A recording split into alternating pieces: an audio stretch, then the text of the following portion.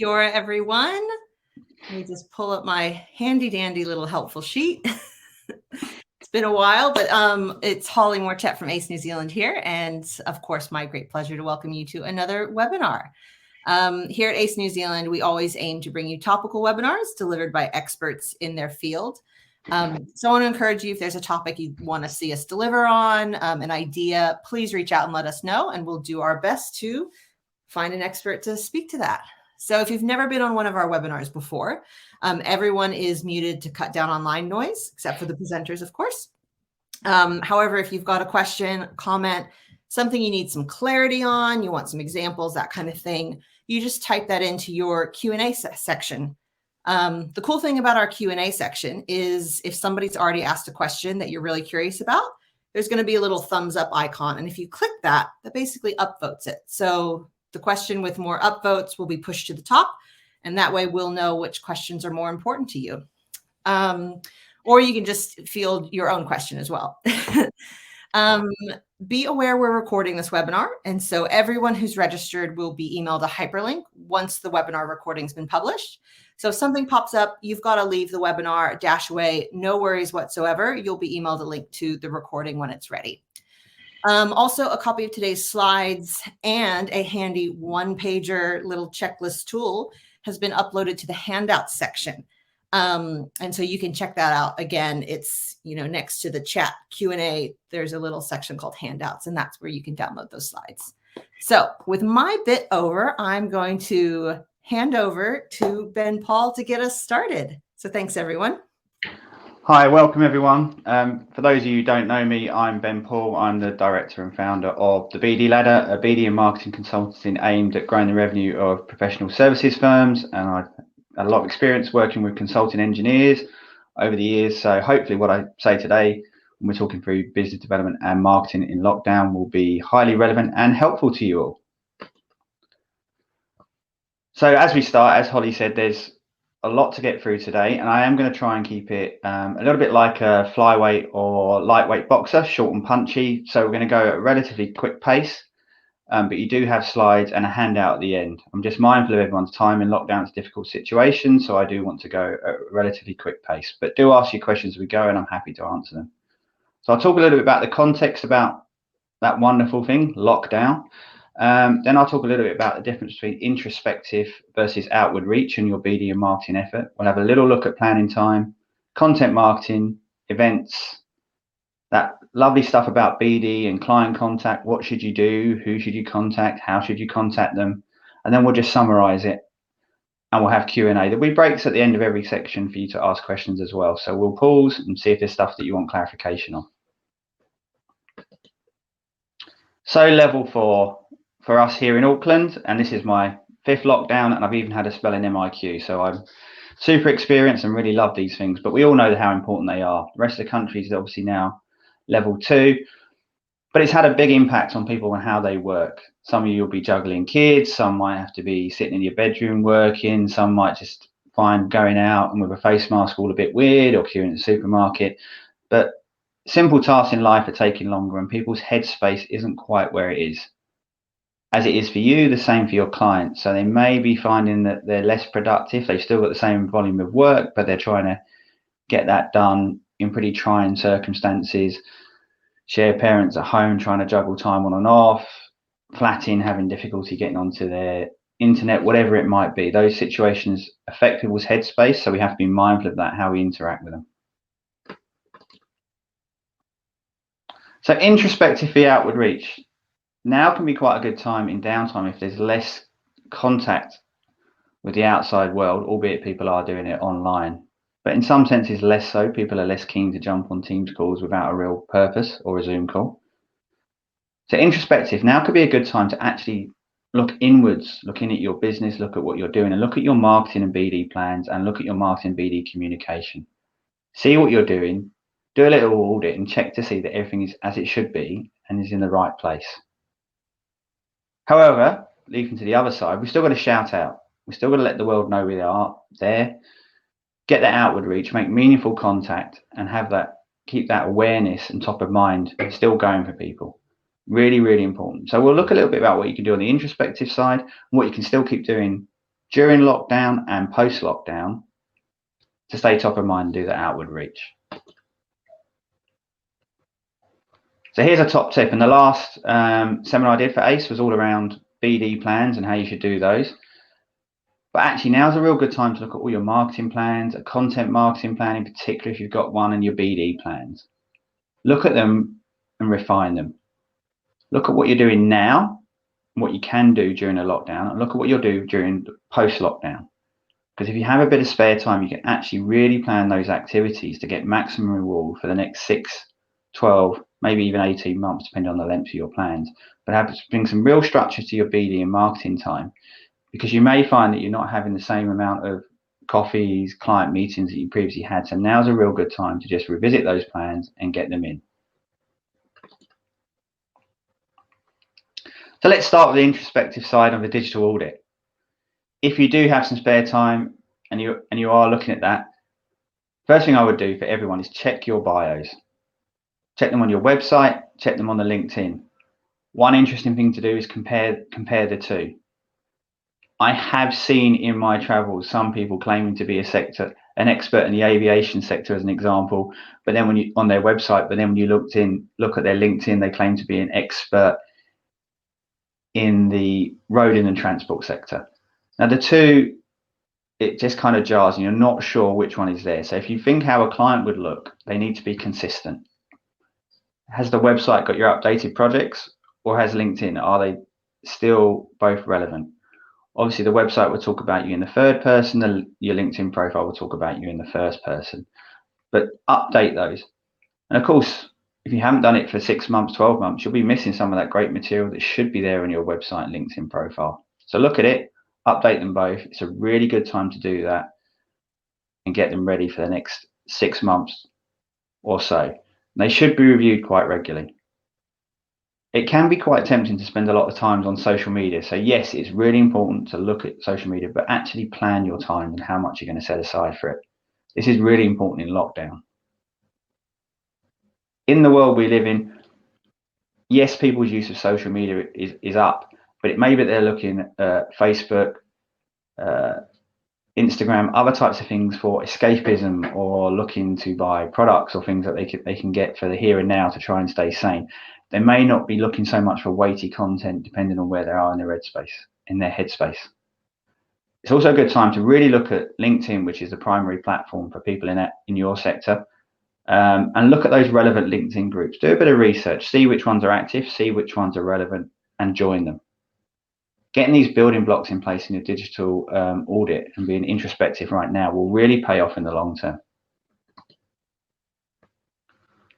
And then we look at the outward reach.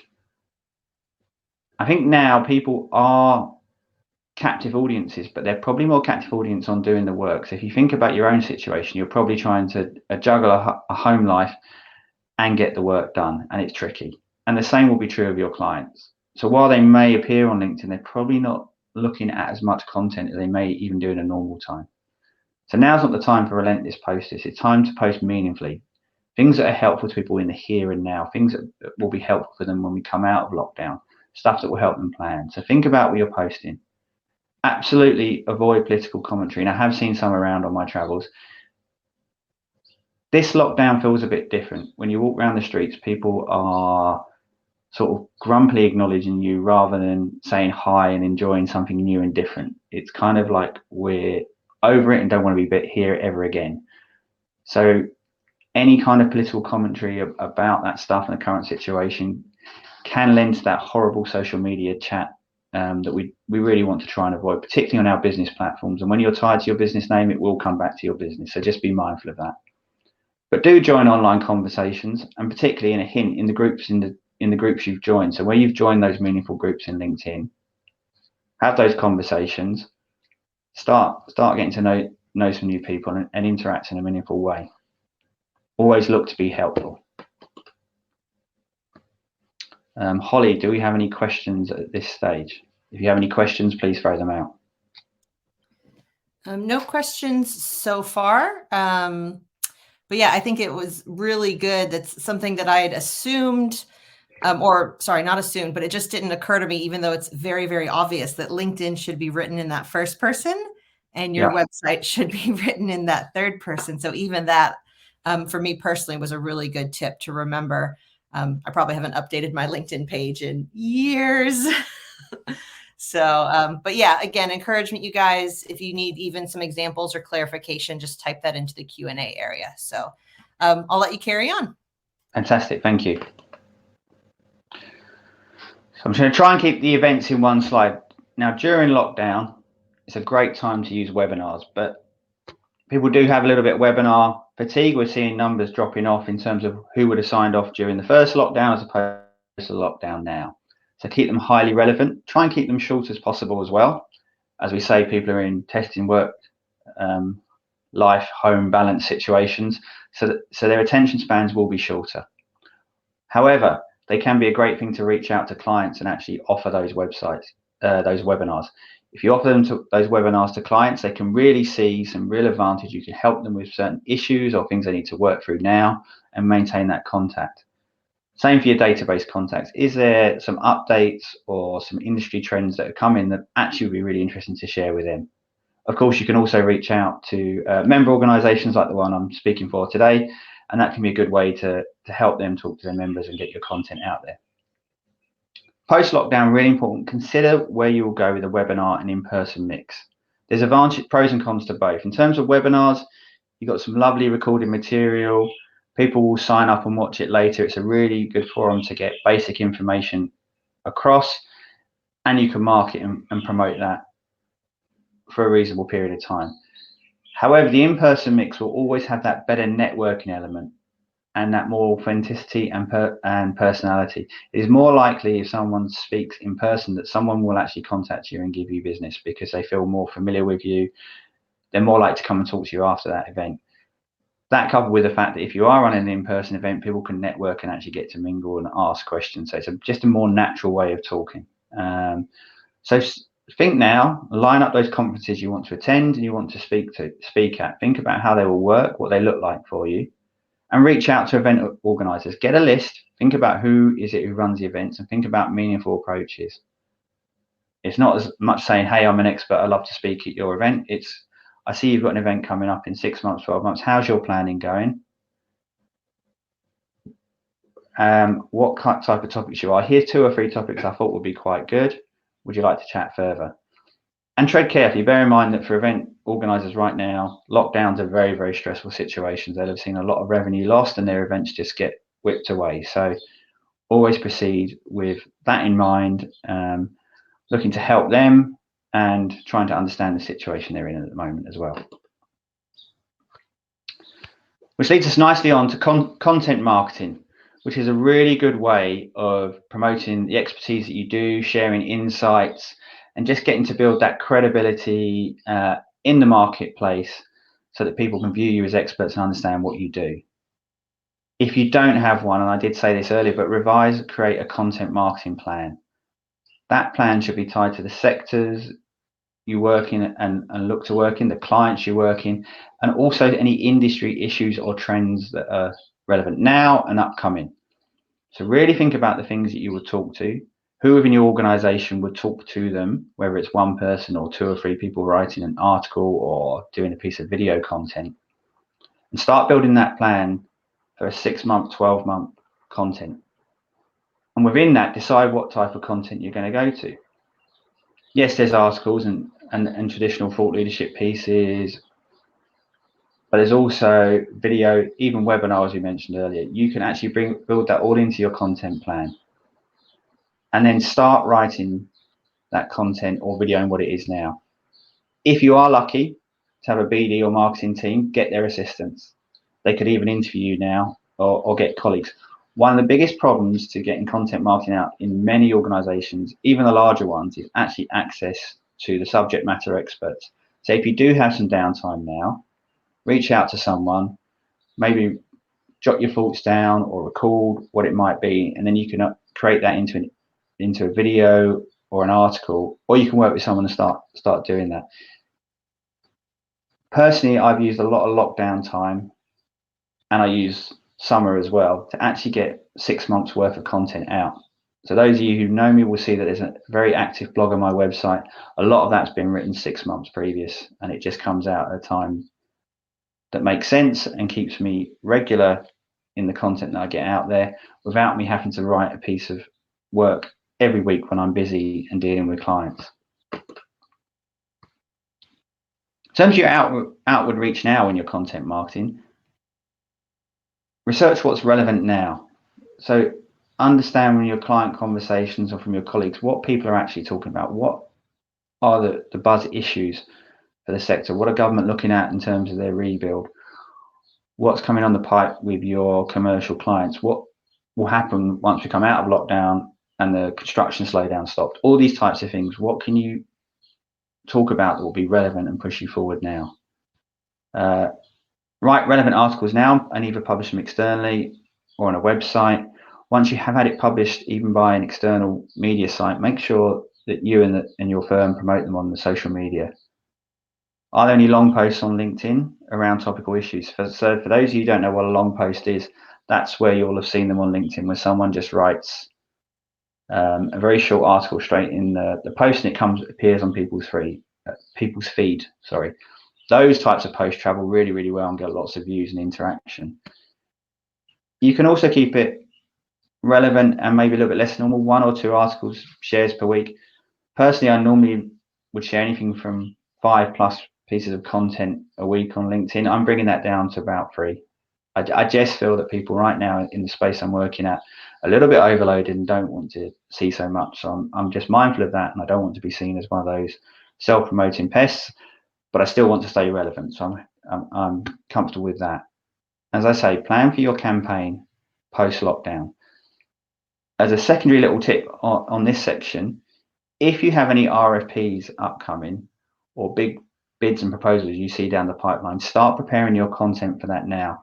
In fact, if you think it's going to land pretty soon after lockdown, get that content out now, because you can promote that, sponsor it, send it out in your email newsletters, with the aim that your clients or potential clients, those who are issuing the RFP, will actually see that content, and you can actually pre-position for that RFP, even if it's difficult to have conversations in the current climate.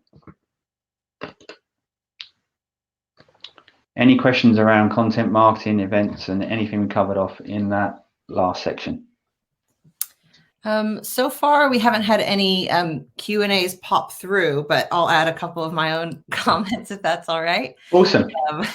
I did a little, like, oh my gosh, thank you for the shout out when you talked about, reaching out to event organizers and maybe trying to work with them and industry associations and stuff.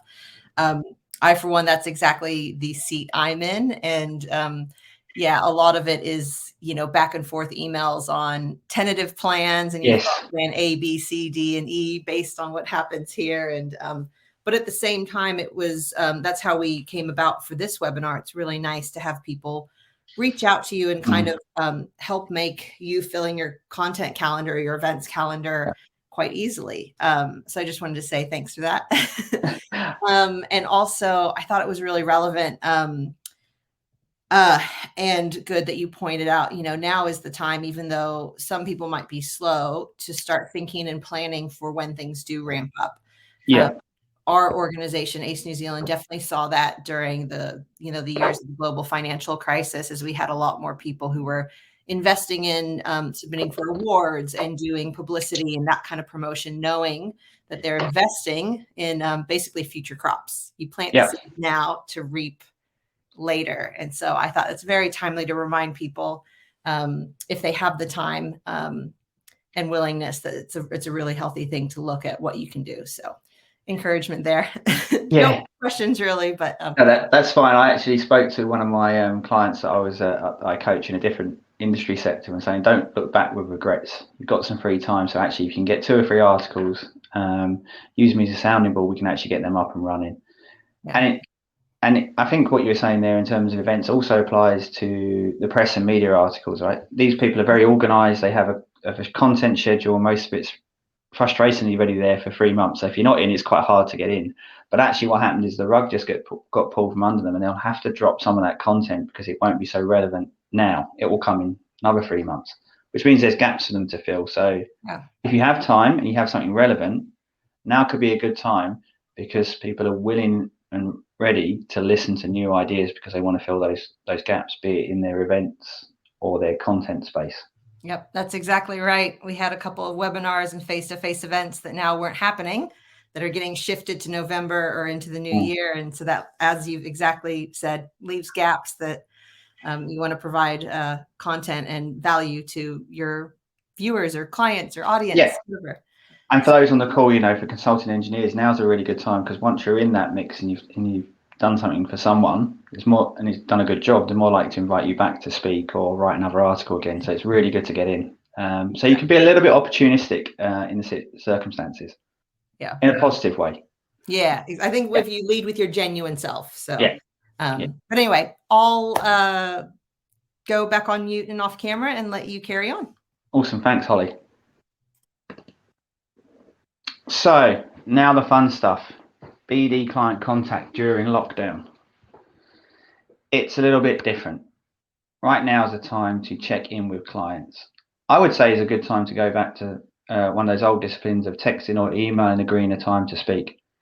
I took a cold call while I was out walking a dog with 2 kids with a face mask on, and the person just kept talking, and it obviously didn't end well for them, because I just said, look, I'm not interested right now, and it's not a good time to speak. Ask permission to find out if it's a good time to speak. If it isn't, then that's a good opportunity to book in a time to speak with them when they are present and they do want to have a conversation with you. But check in with clients. The next important thing is listen, don't sell. People right now are going through personal, work, all different types of issues. Some people find this whole situation quite stressful, which is why there's a lot of mindfulness and wellness stuff being shared across the place, which is fantastic. When they start sharing their problems with you, they don't want you to solve them. And that's why I put that picture up of that barman there, not to make me feel inadequate because he looks super attractive, but more that your job now is to be like that bar person and listen to your clients. Listen to what they're saying, let them air and share their issues, but don't jump in and try and solve them, whatever they might be. Just be patient and understanding. Be that person they can turn to. And then let the conversation move on, and you can move into that kind of workspace or ask them what they would like to do next. It's a really great question. Most people jump to the solution, but actually you can ask them, is this something you want some help with, or are you just sharing how you're feeling right now?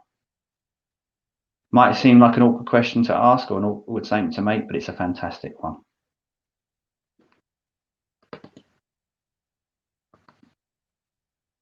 Client contact post-lockdown. This is the fun stuff you can start planning for now, and absolutely in every situation, the early bird does catch the worm. So the more organised and the more onto it you are right now, the better it will be. Have a contact list. Look at your top 5 clients, top 5 prospects. Keep that contact list manageable. Think about who you really need to see when we come out of lockdown, who will have the most impact for you and your business. Then arrange meetings for when out, and you can do that during lockdown. Some people are very comfortable having Zoom calls, but I was speaking to a client this week who said that while someone did want to meet them, they didn't have the headspace for a Zoom call, but would happily meet when the lockdowns are over.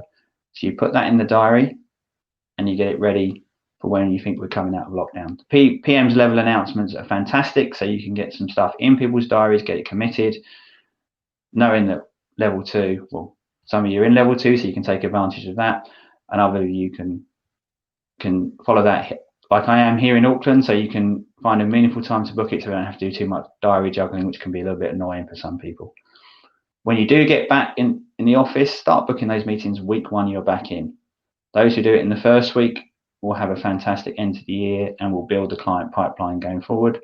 Those who do the inward work, have a coffee, sit at their desk, hoping it will come in, will actually struggle on the back of it. While there's a lot of work going around in lockdown, if you want to be on the work and the projects that you really want the most, you're going to have to get the top of a very crowded queue.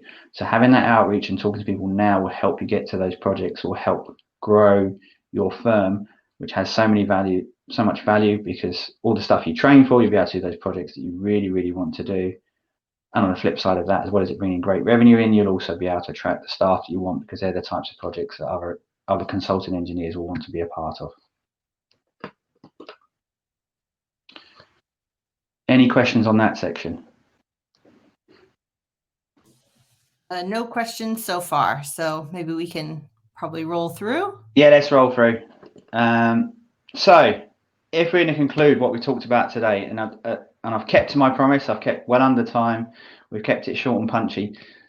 It's about doing those things that you can do in the time that you have in stressful situations, in a hard work life, to stay top of mind, stay visible and relevant, and of course keep yourself sane. So pick 2 or 3 of those activities, and you'll find them in the one-page guide that we've got, that you can tick off and do, and work to those lists and work to that time with the spare time you've got to make the most of the BD and marketing efforts you're using now, because when you come out of lockdown, that will really pay dividends going forward. That brings me to the end of the formal part of my presentation. I'll stay on here if anyone's got any other questions right now. Yep, last chance to get those questions or clarifications, even if you want to share kind of a story of your own and maybe lead that into a question. What should I do for this? What should I do for that? I'll hold on for a minute or so, give you guys some time to type that in.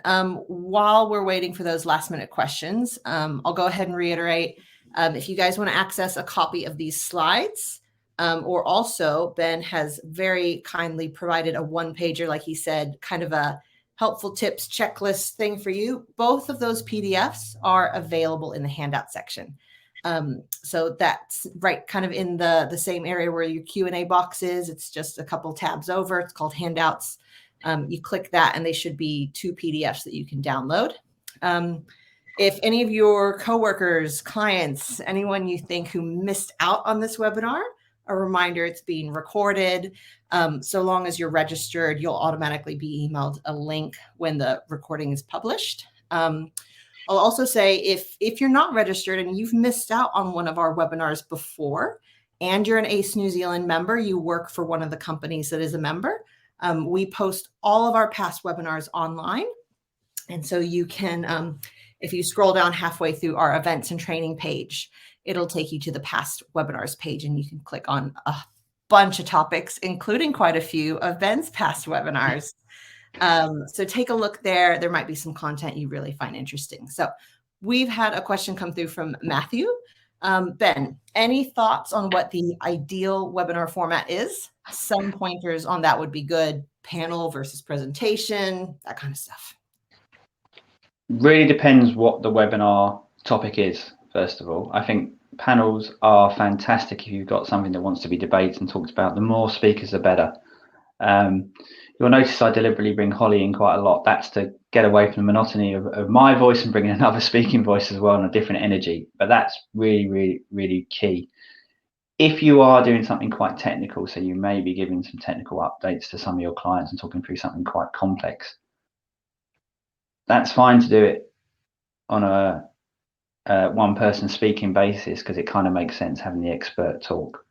However, maybe think about how short can you actually keep it, or can you do it in a series?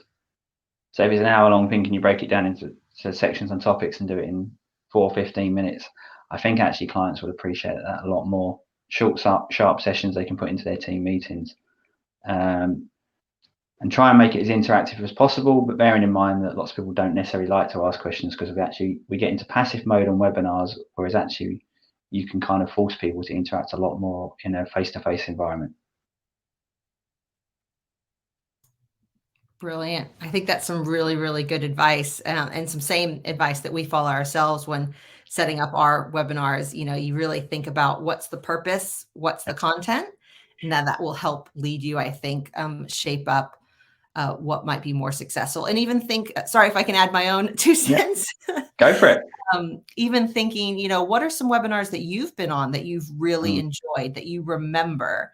And then thinking, well, was that a technical presentation? Was that a panel? Because your own lived experiences can help guide you as to what might be successful as well. So I'll shut up because I'm not the expert there. But no, that's all right. That's all right. It just reminds me of one we did previously, which was around how to respond to RFPs during lockdown. And we used about 3 or 4 polls during that, and that's a really good way of getting people engaged, because everyone will obviously vote, and then they're bought into finding the answer to your question. So obviously, the more you can engage the audience, so using polls is really, really good. Yeah, absolutely. Anything that's that kind of bite size, really quick. It's not an in-depth survey or anything. It's one click. And then that kind of sparks your curiosity. So thank you, Matthew, for sending in that question. Since we haven't had any others come through, I think we'll probably just wrap this up. Like Ben said, we're conscious everyone's under the thumb right now. You're juggling multiple things, so we'll keep it short and sharp. And I really hope all of our viewers enjoyed today. Like I said, you'll be emailed some material once the recording's published. And if you've got any ideas, content you want to see in the future, drop me a line at Ace New Zealand, and we'll work on that. So everyone else, stay safe, be kind, stay sane somehow, and we'll see this through. So have a fantastic day, everyone. Awesome. Thank you, everyone. Bye. Bye-bye.